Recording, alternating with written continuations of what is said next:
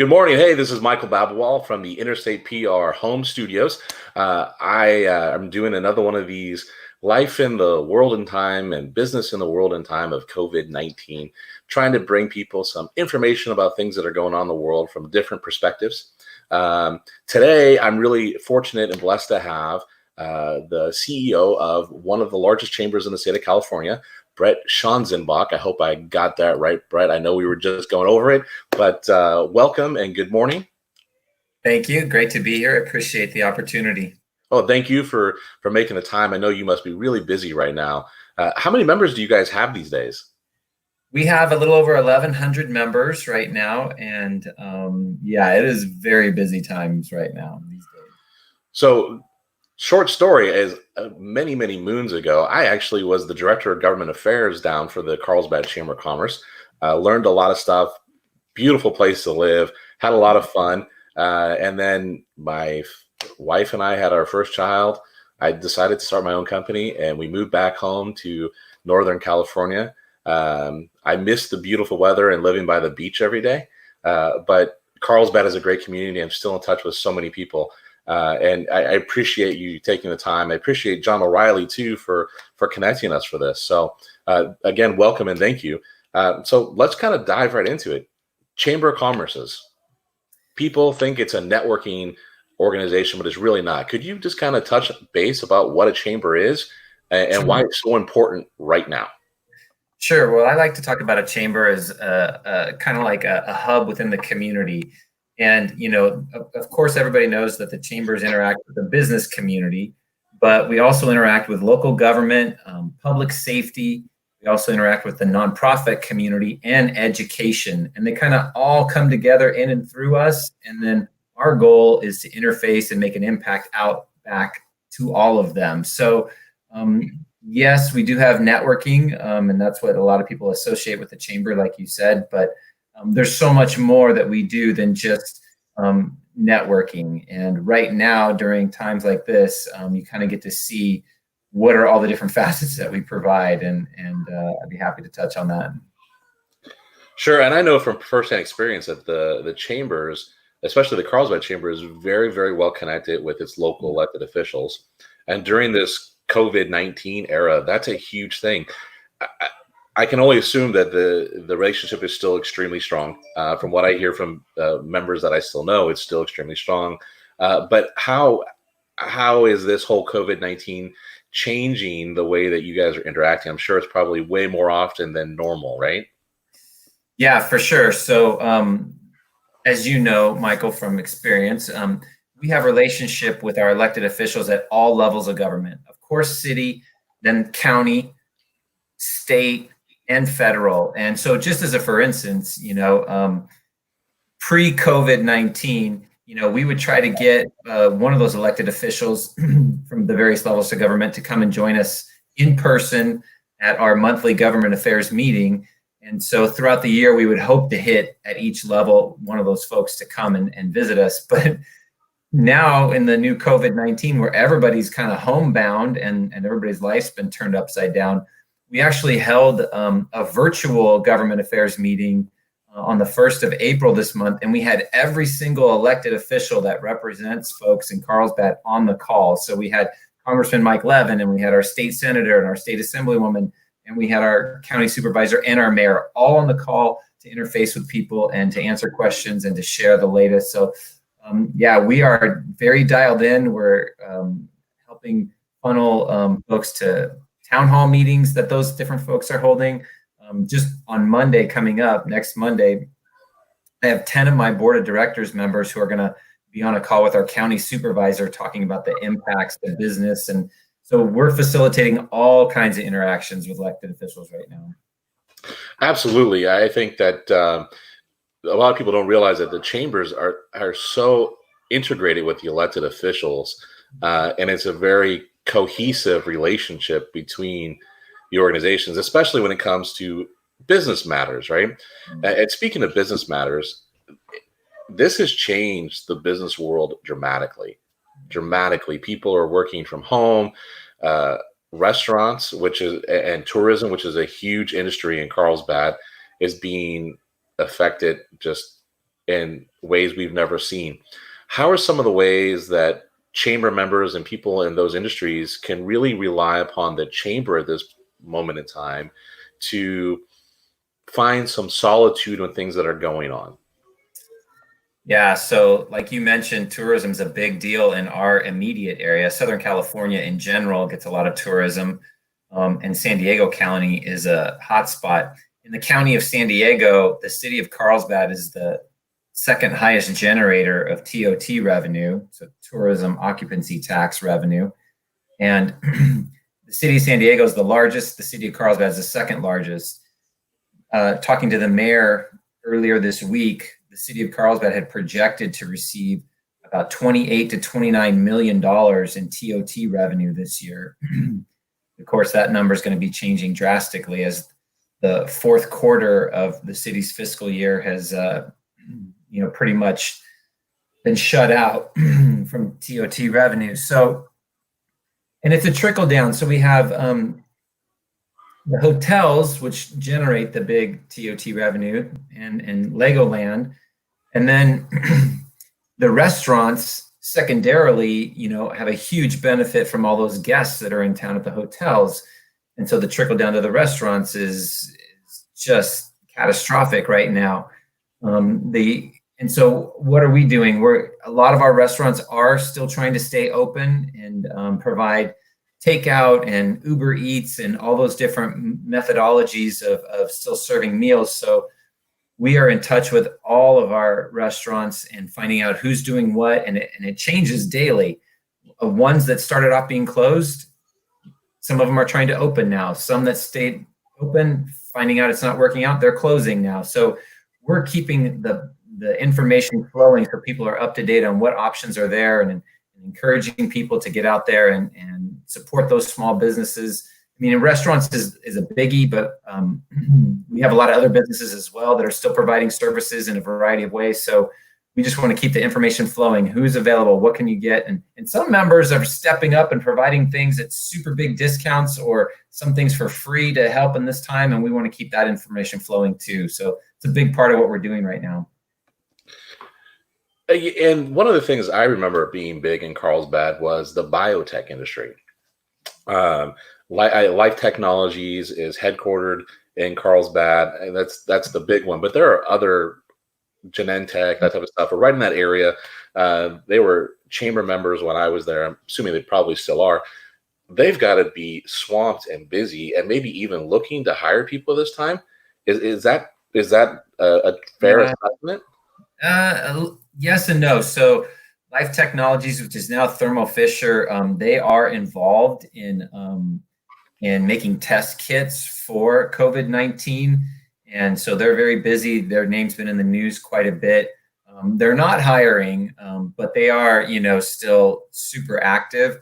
And some of our other biotechs are equally as active and doing different things.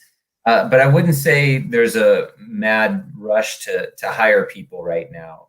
At least we haven't seen. We do have a couple pockets, to be honest, who's been just slammed.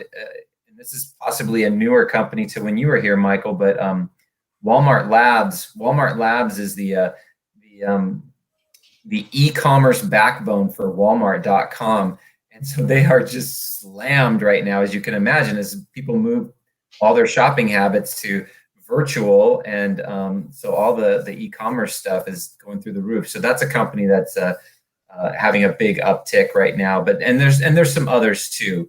So but the biotech, they are active. They're not like laying people off, but I'm not seeing a big influx that they're hiring right now. And I guess that can make some sense because there is a learning curve, and you got to make sure you hire the right people in that.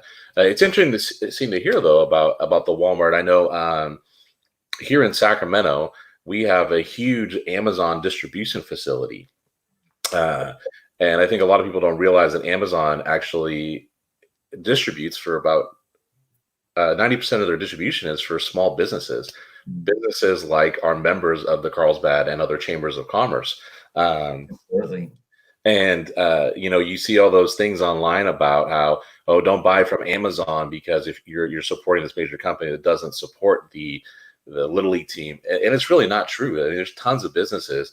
I'm sure there's tons of businesses that are chamber members that actually use distribution from Amazon, and that's actually keeping those places open. It's just like franchises, right? Maybe you can talk about some of those businesses that you may have that use those type of models, that and why we should support small business even more than we normally do right now. Yeah, that's a great point. So small businesses, are having to pivot right now. And so some, as you pointed out, we're already adept and we're already marketing and selling through channels like Amazon, but others who had been hesitant in the past, like we have a lot of boutique little retail shops down in our village in Carlsbad. And some of those that had been hesitant and about, transitioning into those kind of models, they're being forced to transition right now. So everything from, a little olive oil shop to, little retail boutique shoe companies. I mean, everybody is saying, okay, time to jump on board. And so, yeah, when you're ordering through Amazon, you're not just supporting some company in China, as some of us think. You're supporting a lot of small businesses that are using that channel to market and to get their products out there, because it is the biggest online marketing channel that exists. So, yeah, I wouldn't hesitate to shop Amazon. I mean, but also I would look within your local communities, because some are doing, a lot of businesses are looking at direct delivery. One of the silver linings with the weird thing going on in the oil prices right now is that gas is cheap. And so we've even seen local, like little gelato shops that are like, hey, if you order, just this little minimum amount, we'll deliver right to your home at no cost, because gas is cheap. They have the time to do it. They're willing to do it. So, small business is adapting and getting innovative. So, just look around at your local shops that you already love and see what they're offering, because some of them, are offering a lot of great things. Yeah, so let's play a game. I'm a chamber member, and I'm one of those little shops that you mentioned olive oil. I love olive oil. It's great to cook with. Great, you can use it for pretty much anything in the world, and it's pretty much healthy for you too, right? And I am not doing e-commerce. I'm not doing delivery, and I want to get some resources. Can I pick up the phone and call the chamber, and you guys are going to connect me with somebody that's going to be able to help me do that? Yeah, great question. Absolutely. And to that exact example, that point, we've been putting out content to our members at a very rapid pace. And so, for instance, I think it's Wednesday next week, we're hosting an online virtual webinar with Wells Fargo, and they're going to be talking about all the different ways to do online platforms and payment platforms, virtual payment options, so that people can find out, especially if they're going into this for the first time, like you just mentioned, hey, what are the different opportunities? Okay, well, there's Square, or there's this, or there's that, and what do I need to consider when I delve into this for the first time? So we're hosting a webinar next week on that very topic. So, and I know that was just one example, but we're constantly looking for what are the questions that are coming up in the situation, and how can we help feed information out to as many people as possible. So yeah, call us and call your local chamber wherever you're watching. Call your local chamber. They have resources. Tap into them. It's a wealth of info for you right now in this time of need. Yeah, and Brett, as you probably saw, I brought up the Carlsbad Chamber's website, and here you can see all the events that are going on. I'm sure that some of your events, like your mixers and that type of stuff, have gone away. But I see something here like March 30th. You had best business practices for Families First Coronavirus Response Act. I'm sure that's probably talking about some of the things that are going on with the government, etc. But I think my point with showing that is that chambers, especially the Carlsbad Chamber, for you, those of you watching down in the San Diego area, have a ton of resources. They have tons of resources. I looked at the Carlsbad Chamber page, carlsbad.org, and last night, and there's just a ton of information about what businesses can do at this moment in time. I know that when I worked at the chamber, there was a small business success center. And I didn't, honestly, my kids are on spring break right now, Catholic school, week after Easter, spring break, right? I didn't get a chance to look too much because they're like, Dad, let's go play basketball. Dad, let's go ride our bikes. Let's get outside and do something. Can you jump on the trampoline with us? That one was a no. I just don't want to get hurt. But there used to be a small business success center. I know that the chamber does a ton of stuff with small businesses.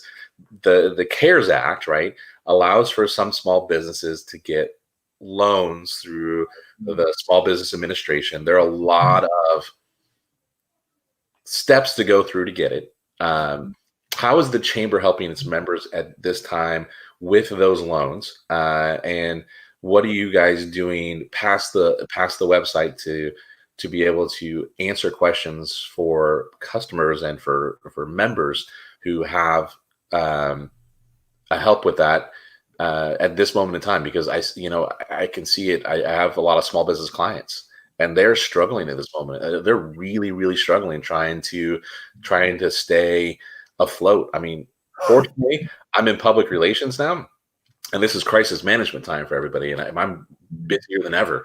But what are you guys doing to help out those members? And what would you suggest to people who are members of other chambers or who aren't members of chambers, what they could do to get some help with that with a resource like a Chamber of Commerce? Yeah, so connections are a big part of what we do as a chamber. And so I already mentioned, the seminars you mentioned, like on our website, and the seminars are being updated daily. So there's a lot of content we're putting out. We did content. We had people from the SBA on webinars about the emergency loan program that they started before PPP even came out. So we've done seminars on all the different programs to help alert people. But then, a lot of people had difficulties, and the information was literally changing by the hour as to which banks were taking loan applications. Some were accepting people that weren't clients of theirs. Most were only accepting their own clients. So we were constantly updating people, and people were coming to us saying, where should I go? But then we just got another bank resource yesterday that a member who is helping those people who are having trouble with their own financial institution. So connections, and that's what we're really good at. And so we're helping people in any way we can, one-on-one, in seminar formats, etc. So yeah, tap into your local chamber for any connections you need. Even if you have a connection and it's not being responsive, they might have a different connection at that same institution that you are trying to work with to help you out. And I think that goes true for elected officials, right? If people are having an issue with something, I think often people don't realize that elected officials at many levels, maybe not necessarily the local level, unless you're a larger city like San Diego, they have staff members who are there to help you. But sometimes you can't get through those staff members, and the chamber, again, has the connections to pick up the phone. I remember I still get texts and email with people all the time who I make connections with there.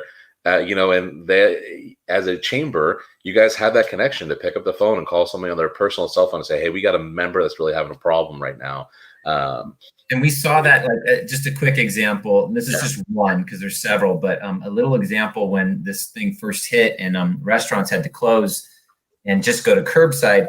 For instance, one of our members is a brewery, and the brewery's understanding was that they could also do curbside, or they could, because they bottle or can or whatever they do, and they could sell curbside. And the Carlsbad PD came around and shut them down and said, no, you can't because you don't sell food.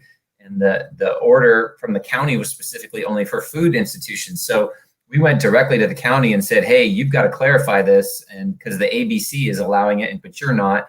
And so within 24 hours, we got that fixed, and the message trickled down to the Carlsbad PD. And so our local breweries were able to do curbside service and sells, so little things like that, but it makes a big difference to those businesses when stuff like that happens. So yeah, we have the connections on the political sphere as well as on the, others like the lending or the financial institutions, et cetera, et cetera.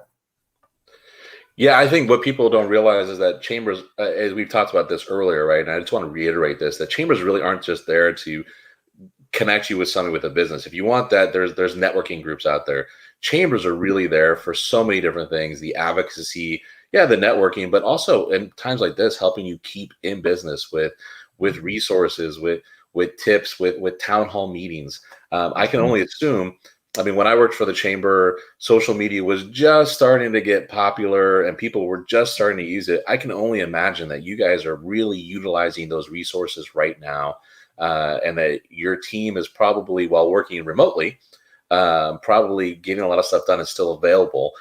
Can you talk a little bit about that and what your team is doing, and how you guys are keeping in contact with people past just the telephone and the email blast and the website? Sure. Yeah.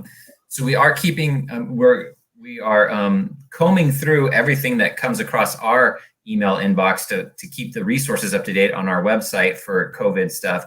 But we're also pushing stuff out via e-blast. But like you mentioned, our social media is huge. So tweeting out, posting on our Facebook page, posting on our LinkedIn page. Those are our three most active channels, and just keeping the information flowing for people so it's at their fingertips. And we have thousands of followers on all those different channels, and we just keep them up to date. And another thing we're doing too is keeping track of how it is affecting people. Right when this hit, we sent a survey out really quickly, and we got it out via email and social media to say, how is this impacting you? How much have you had to cut? How much reduction in business are you seeing? And so we were able to share that with elected officials in the county and the city, and say, hey, here's what our members are saying. Today, we just sent out a new survey to say, hey, have you applied for the SBA disaster relief loan? Have you applied for the PPP loan? What have you heard? Have you been approved? Have you not been approved? Have you actually received funding?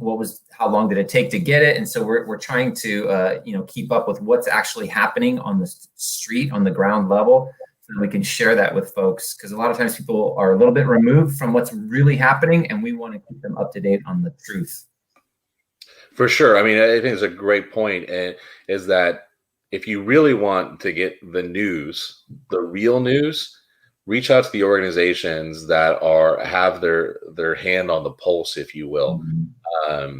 You can watch CNN or MSNBC or Fox or whatever channel that your political alignment follows, but you're not getting the full real news. You're getting what they want. You're going to get the real news from your local elected officials. You're going to get the real news from your chambers of commerce, right? Even more than maybe the local elected officials, because they're talking just local. You're talking, as you mentioned earlier, county, state, federal, and local. Last week I had a buddy of mine who's the public information officer for the city of Modesto on, and he was talking about how, since they're a smaller city, the response time was a little bit slower and behind everybody else. I know that Carlsbad, as well as a smaller city, I know that there's a CERT there,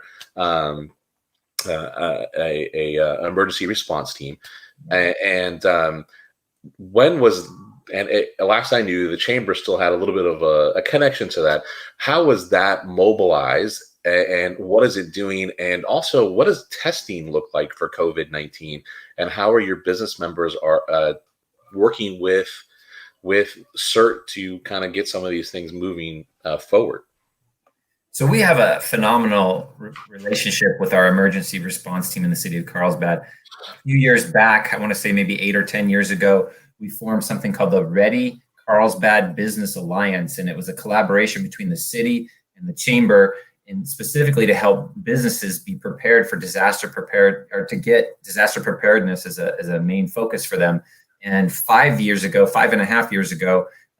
it hit really big because we had one of the wildfires hit Carlsbad very hard and had a big impact on residents and businesses. And so ever since then, we've really accentuated our relationship. And so when stuff like this happens, it's fantastic because we are in daily communication with them on keeping businesses in the know of things evolving at that level. And then also feeding them back information that we're hearing. So we have a very tight relationship with the emergency response folks at the city of Carlsbad.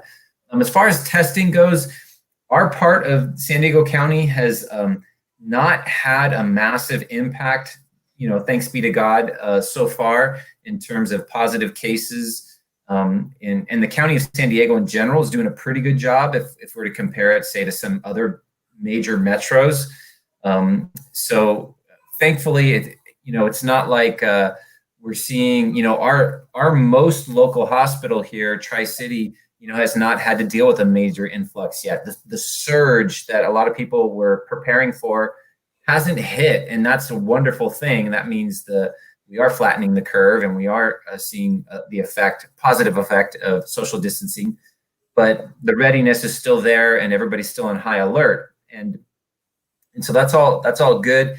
We are seeing, businesses here, they're prepared for the next step in terms of, once everything loosens, if we got to go to wearing masks full time and things like that, they'll do it. They're willing, and we're just monitoring everything from the county and the health department there, and what can be our next step to hopefully get back to a little slice of normal.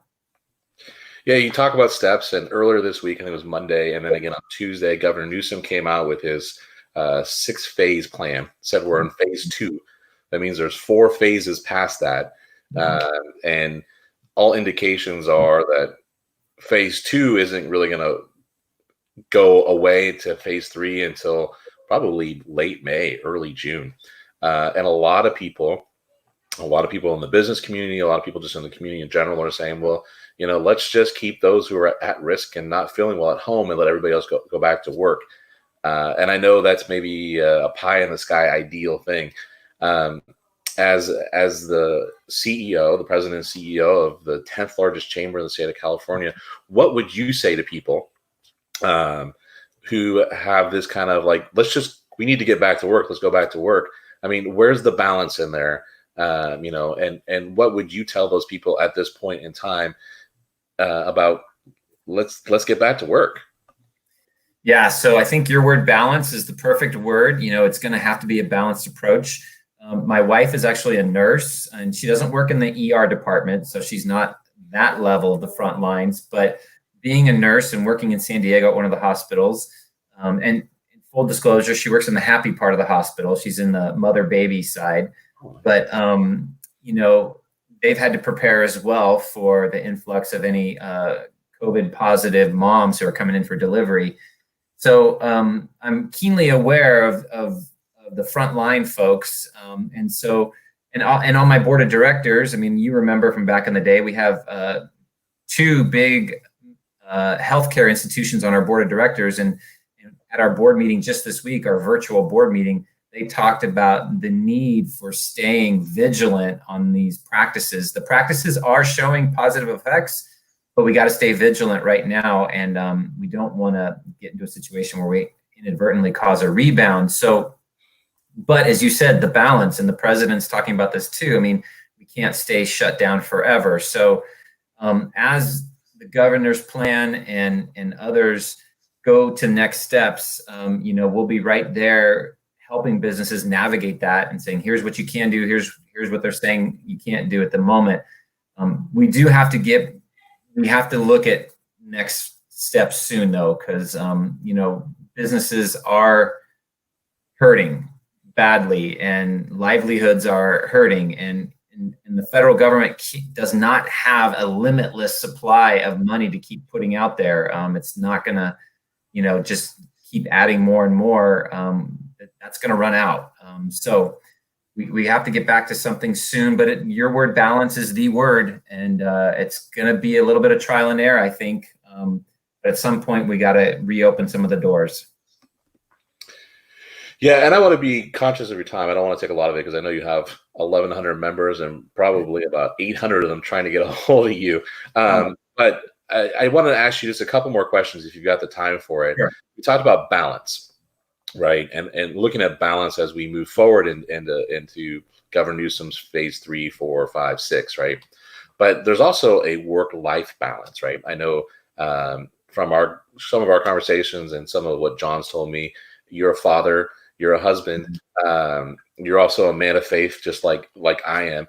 How are you balancing all those things and in some ways keeping sanity, being locked up at home Okay. With this whole new like way of things. I mean, when you work in an office, you can close the door and isolate yourself from people.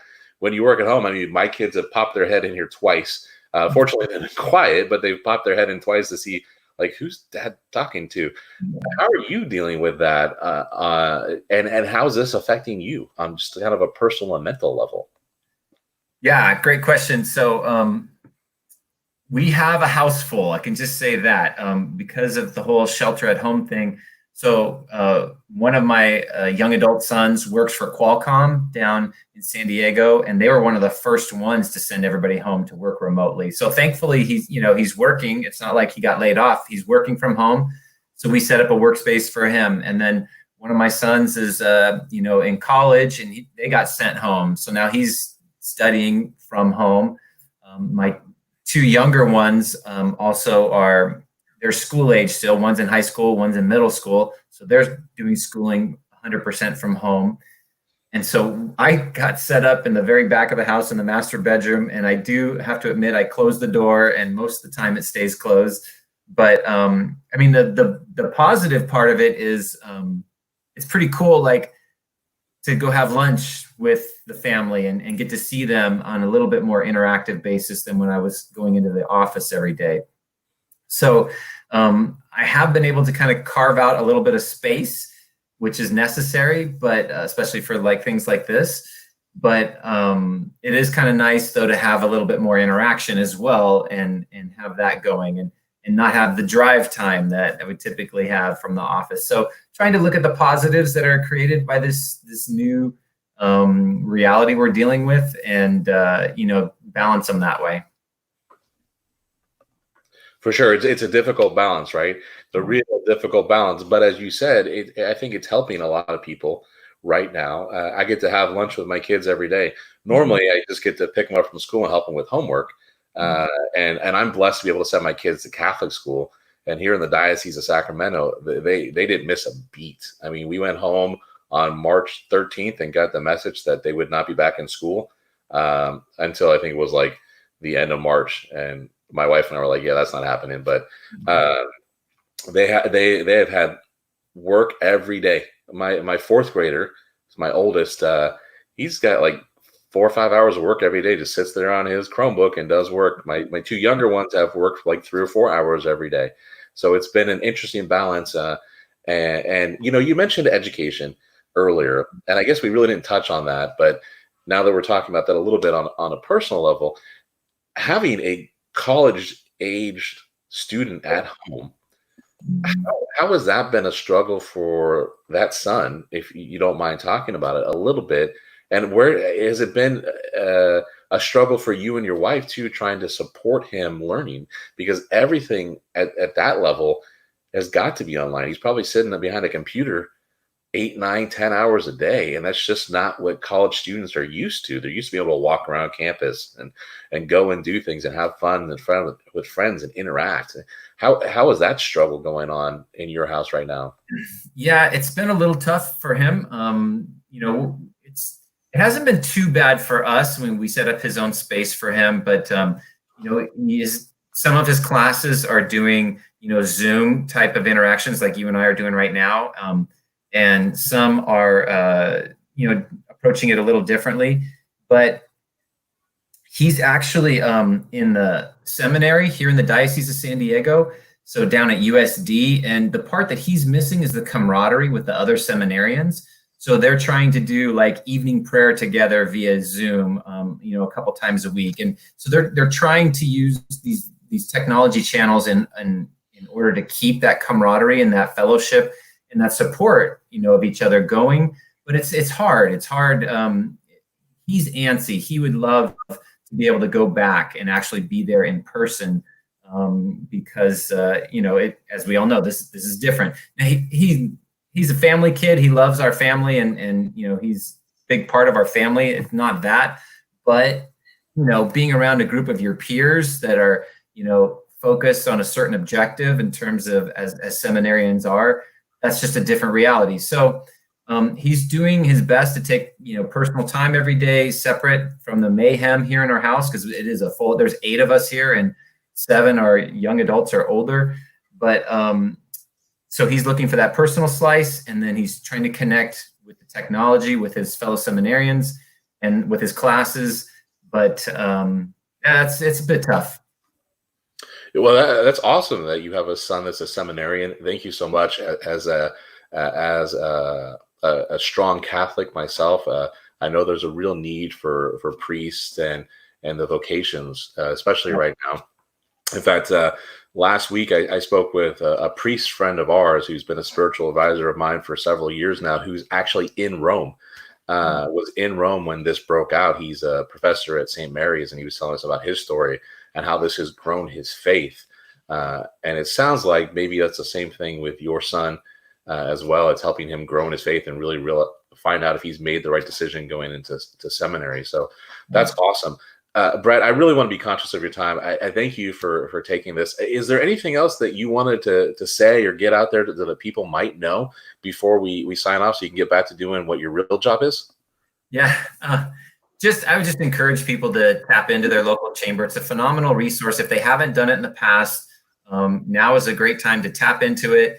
If you're not a member, I would highly recommend consider joining it. Your chambers are suffering during this as well. We have big events that, are on pause, and some that are probably going to end up being canceled. So being a member of your local chamber will just strengthen your community. But they have so many resources for you, so many educational things for you. Wherever you're based, wherever you're tuning into this broadcast, I highly recommend you become connected. Yeah, and as a former staff member at a Chamber of Commerce, I'd like to echo that.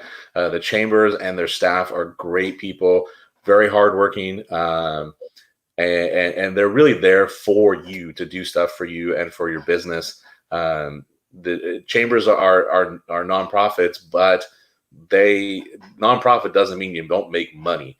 It means that you are a organization that the government has deemed as a nonprofit, and it gives you some tax advantages. But honestly, the chambers are great. They employ several people. Many chambers have 2, 3, 4 plus staff members. I think the Carlsbad Chamber probably has about 10 dozen. Yeah.